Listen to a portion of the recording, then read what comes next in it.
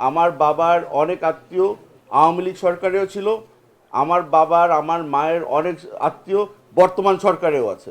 ট্রাইব্যুনালটা যে বিতর্কিত ছিল এটা বোধহয় বাংলাদেশ না পুরো পুরো বিশ্বই জানে। দেখেন, একটা জিনিস বলে দিতে চাই, বাংলাদেশ অনেক কিছু সহ্য করে এসেছে।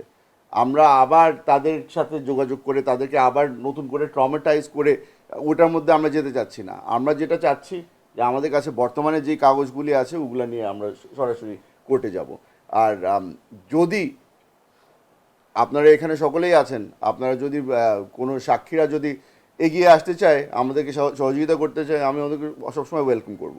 কিন্তু আমরা কোনোদিন প্রেশার করব না। আপনারা হয়তো জানেন যে কিছুদিন এটা আমি কথা বলছি অক্টোবর বা নভেম্বর মাসে ফেসবুকের মধ্যে আমি দেখেছিলাম যে একজন আব্বার বিরুদ্ধে যে একজন সাক্ষী দিয়েছিল তাকে লোকাল মানুষরা আটক করেছিল কক্সবাজারে।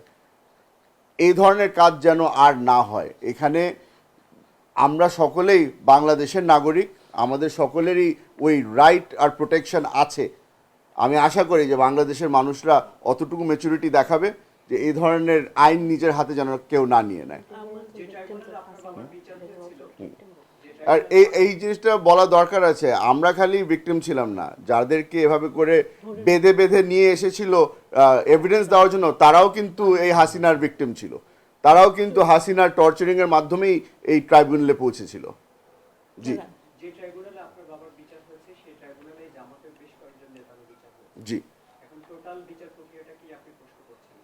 আমি একটু আগে যেটা বলেছি, টোটাল টোটাল বিচার প্রক্রিয়াটা প্রশ্নবিদ্ধ ছিল, এখনো আছে। আপনারা যদি স্কাইপের বিষয়টাই খালি ধরে নেন তাহলে তো ওই সুতা ধরে কিন্তু এই ট্রাইব্যুনাল আর টিকতো না। তবে হাসিনার আদেশ ছিল যে এই ট্রাইব্যুনাল যেভাবে করেই হোক না কেন টিকিয়ে রাখতে হবে। আর নিজামুল হক নাসিমের বক্তব্য তো আপনারা শুনেছেনই, যে এই ব্যক্তিগুলোকে ফাঁসি দিতেই হবে। তাদের ডিসিশন যেই দিন ট্রাইব্যুনাল গঠন করা ছিল ওই দিনই ডিসিশন হয়ে গিয়েছিল। আমার বাবার অনেক আত্মীয় আওয়ামী লীগ সরকারেও ছিল। আমার বাবার আমার মায়ের অনেক আত্মীয় বর্তমান সরকারেও আছে। আমার বাবা বলছে 6 ফুট 2 ইঞ্চি লম্বা মানুষ, মাথা কারোর সামনে নিচু হবে না। তো এখানে মার্সি পিটিশনের বিষয় তো আসেই না। ট্রাইব্যুনালটা যে বিতর্কিত ছিল এটা বোধহয় বাংলাদেশ না পুরো পুরো বিশ্বই জানে। যে অনেকজনে বলেছে যে আমাদেরকে অনেক দিন ট্রেনিং দেওয়া হয়েছিল, আমাদেরকে অনেক দিন টর্চারিং করা হয়েছিল, আমাদেরকে প্রেশার দেওয়া হয়েছিল, এভাবে করে আমরা সাক্ষী দিতে গিয়েছি।